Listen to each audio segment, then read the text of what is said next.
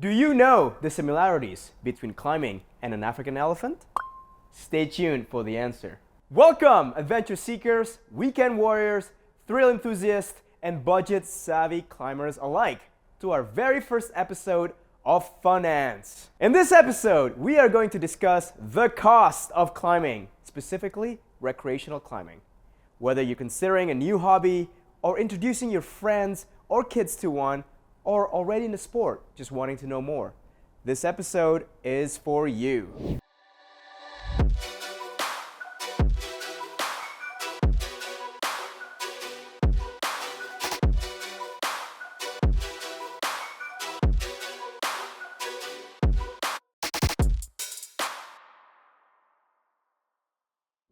We'll break down all the cost information you need to know so you can budget accordingly.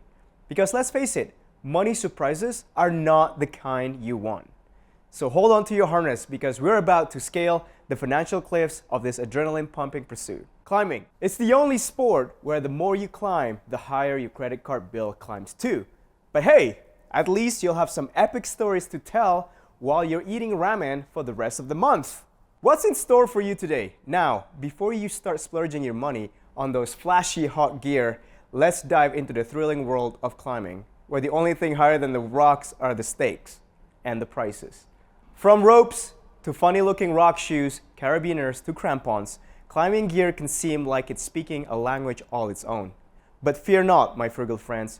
We're here to expose the price tags and expose some nuggets of financial wisdom along the way.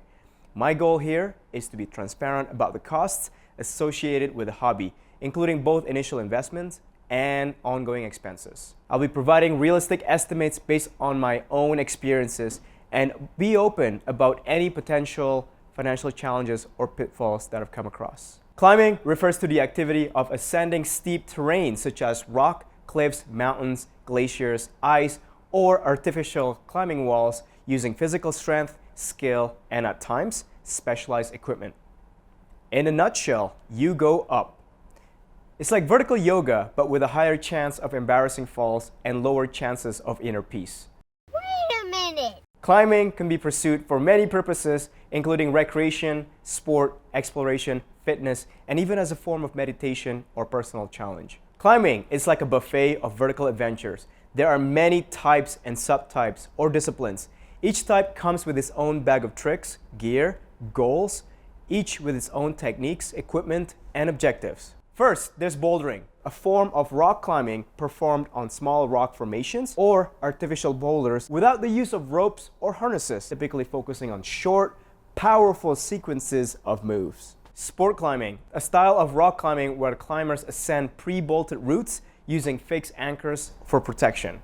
Outdoor rock climbing involves ascending natural rock formations, cliffs, and other terrains. Traditional climbing, short for trad climbing, involves going up rock faces using removable mechanical protection gear such as cams, nuts, and other devices placed by the climber to protect against falls. Ice climbing, pretty self-explanatory, involves ascending frozen waterfalls, glaciers, or ice-covered rock faces using specialized ice axes, crampons, and other specific ice-related equipment. Mountaineering, or alpine climbing, encompasses climbing mountains and high-altitude peaks, often involving a combination of hiking, climbing, and technical skills such as rope management and ice climbing. And of course, there are many more subdisciplines to the ones I have mentioned. Overall, climbing is a diverse and dynamic activity that appeals to people of all ages and abilities, offering physical challenges, mental stimulation, and opportunities for exploration and self-discovery. So in this episode, we're boiling it down to the following 6 disciplines. Think of it as your crash course in climbing with a side of budget breakdowns. Remember, costs can be as unpredictable as a mountain weather forecast. So let's plan ahead where the dollar goes. Where does it go? Where does it go? Now, the moment you've all been waiting for, the numbers. So, first and foremost, clothing. If you climb indoors, you can pretty much wear gym clothing. But if you're outside, you would need climbing-specific clothing. It can get hot, windy, and wet out there, all in a day. So climbing pants, base layers, mid-layer, outer shell isn't just about looking stylish, though a fashionable belay is always appreciated. You see, when you're clinging to a cliff face Like a determined gecko, you need clothes that move with you, not against you. Climbing hardware, the metal bits and bobs that turn a sheer rock face into your personal playground. They're like the Swiss Army knives of the vertical world, but unfortunately, they don't come cheap. These gadgets aren't just shiny accessories. They're your lifelines, they're tools, not toys. From carabiners that hold your ropes together like a trusty handshake, to cams and nuts that snugly fit into cracks like a puzzle piece, to ice picks, screws, and crampons that make sure you don't slip and slide like a penguin trying to salsa dance on a glacier. Each piece of hardware plays a crucial role in keeping you safe and sound as you defy gravity. Now, why are they so pricey, you might ask? Well, think about it. These things are built to withstand forces that would make mere mortal objects crumble like a soggy biscuit. They're made from high-quality materials like aerospace-grade aluminum and stainless steel designed to handle the weight of a falling climber without so much as breaking a sweat. And let's not forget about the rigorous testing and certification processes that they go through. Because when your life is literally hanging by a thread, you want to make sure that thread is as strong as Hercules on leg day. Rock climbing shoes, they're like ninja slippers for your feet, especially designed to make you stick to the wall like a gecko on a mission. Harness to keep you strapped in with the rope. Chalk bag, and don't even get me started on chalk bags. It's like carrying around a sack of magical dust that turns sweat into sanded sauce. So yes, climbing hardware might cost you an arm and a leg, hopefully not literally, but when you're dangling hundreds of feet off the ground, you'd be glad you invested in gear that's as reliable as your favorite belay partner. Because when it comes to climbing, the only thing more important than reaching the top is making sure you get there in one piece. Next, the climbing budget checklist that corresponds to the different climbing disciplines. Bouldering, all you pretty much need are rock shoes, chalks, chalk bags, and optional, but highly recommended, a gym membership. If you boulder outside, you might change the gym membership with a bouldering mat or crush pad. Indoor, sport climbing on a wall. This is when you start adding a harness, a belay device, and depending on the gym, the ropes are usually provided. This will also require a belay certification and test to allow you to perform such tasks at the gym. Because dropping your climbing partner is a surefire way to end a friendship, or should I say, belaytionship. Outdoor sport climbing. This is basically where you will need all of the indoor sport climbing essentials, plus helmet, rope, optional outdoor course, approach and hiking shoes, and quick draws and anchoring kit, as well as SOS beacon device. Trad or traditional climbing. All of the sport climbing needs gear, plus cams, nuts, slings. Alpine, depending on the objective, generally you will need mountaineering boots, outdoor specific clothing including wind, UV, rain, protective outfit, mountain axe, crampons, and rope rescue kit. Crampons, because sliding down a mountain on your butt isn't as fun as it sounds. Ice climbing, the ultimate discipline where majority of gear will be needed here. Almost what you have from the previous disciplines, but add ice tools or ice axes, ice screws, gloves, and other winter-related gear. The golden rule of climbing economics. The more gear you require to keep yourself from plummeting into the abyss, and the more qualifications you need to prevent that, the higher the price tag climbs. It's like climbing is in cahoots with your bank account, plotting ways to turn your savings into carabiners and crampons. Who knew staying alive could be so expensive? Bouldering has the least financial investment for year one.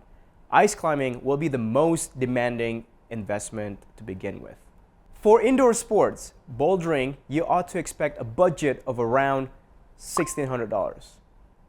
Majority of the spending will be on gym membership, which is 44% of the cost. Secondary is the gas and fuel cost, which is around 32%. Indoor sport, it'll take around $2,100.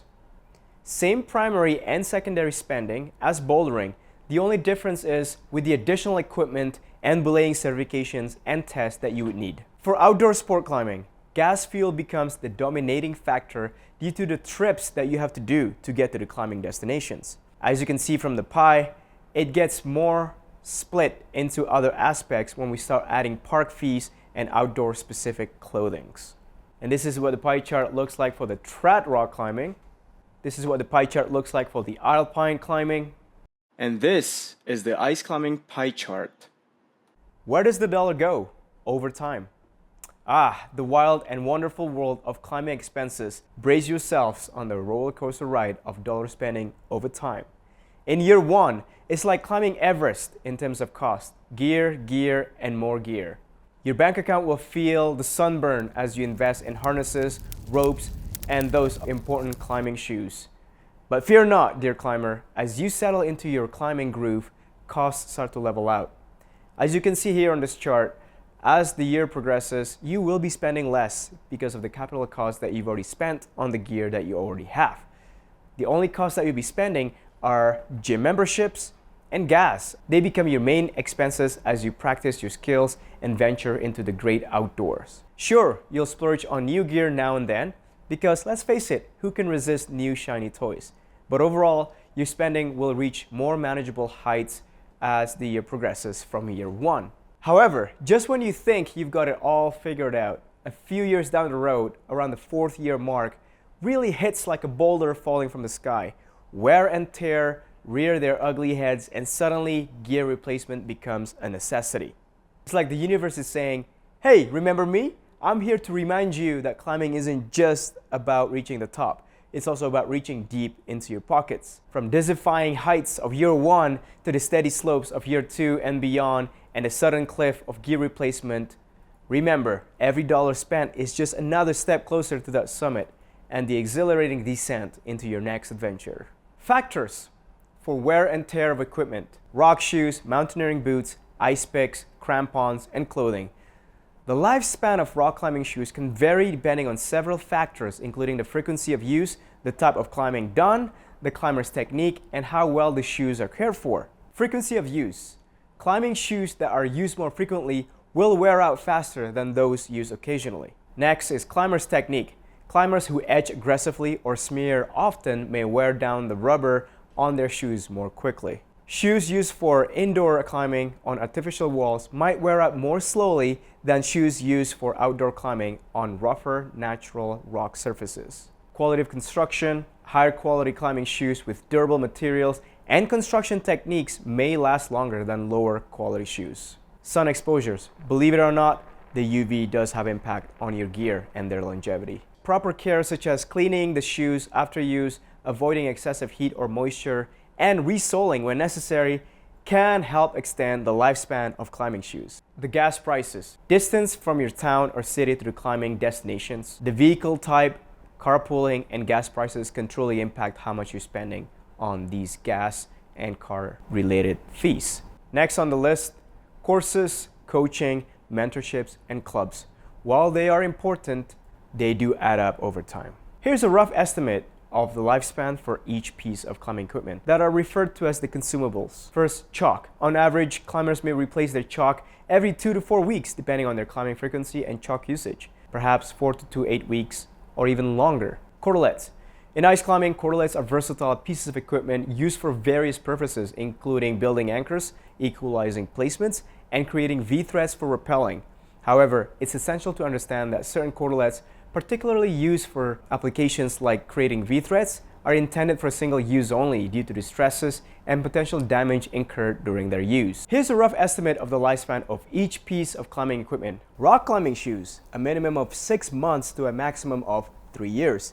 Climbing shoes typically wear out faster than other climbing gear due to the nature of their use. Climbing ropes, a minimum of 1 to 2 years with heavy use and a maximum of 5 to 7 years with light to moderate use. The lifespan of a climbing rope depends on factors such as frequency of use, types of climbing, and how well it's cared for throughout the years. Harness, a minimum of 2 to 3 years with heavy use and 5 to 7 years with light or moderate use. Mountaineering boots, a minimum of 3 to 5 years to a maximum of 7 to 10 years. Mountaineering boots are built to withstand harsh conditions and can last for many years with proper care. However, the lifespan can vary depending on factors such as frequency of use, terrain, and how well they're maintained. When climbing equipment sustains damage from an impact, certain pieces may need to be replaced to ensure safety. And I mean to replace them right away. Here are some of the common climbing equipment items that may require replacement after damage. Ropes, harnesses, helmets, Carabiners, protection devices like cams and nuts, anchors and slings, quick draws. When diving into climbing, remember to pack more than just your chalk bag. Consider regional costs, like gas prices for reaching those epic crags or the sneaky park pass fees may vary depending on where you are. Gear-wise, renting might be a lighter hit on the wallet than owning, but hey, owning your own gear means you're always ready for a climb, rain or shine, mostly shine we hope. And speaking of shine, don't forget your sunscreen. No one wants to look like a lobster after a day on the rocks or ice. For those winter warriors, hot bags are your best friends, keeping your hands toasty when the weather turns frosty. Food and snacks. Keep your energy levels up with your fuel for your climbs. Whether it's packed snacks or meals at nearby eateries, don't forget to account for those post-climb cravings. And let's not forget the unexpected. Stash some extra cash for those unforeseen curveballs, like injuries that send you to the ER or that impromptu camping trip because the climb was just too good to leave. So, while climbing may seem like a rock-solid choice for a hobby, make sure your finances are on belay. I'm sure by now you realize climbing isn't free.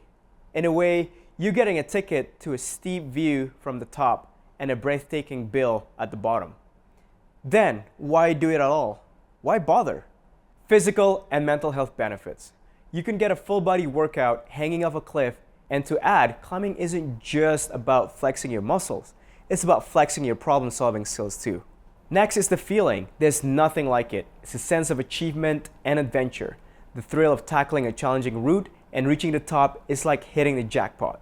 Community and camaraderie. Climbers aren't just a bunch of adrenaline junkies. They're a tribe, a family, and sometimes a pack of monkeys in harnesses.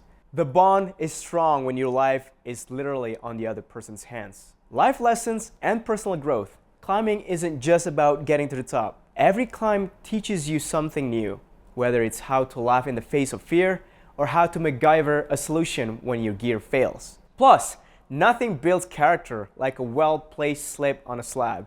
Just ask any climber with a skinned knee and a bruised ego. So, despite the costs, the bruises, and the occasional rock in your shoe moment, climbing is worth every penny and every pun. In essence, climbing isn't just about reaching the summit. It's about the journey, the experiences, the connections forged along the way.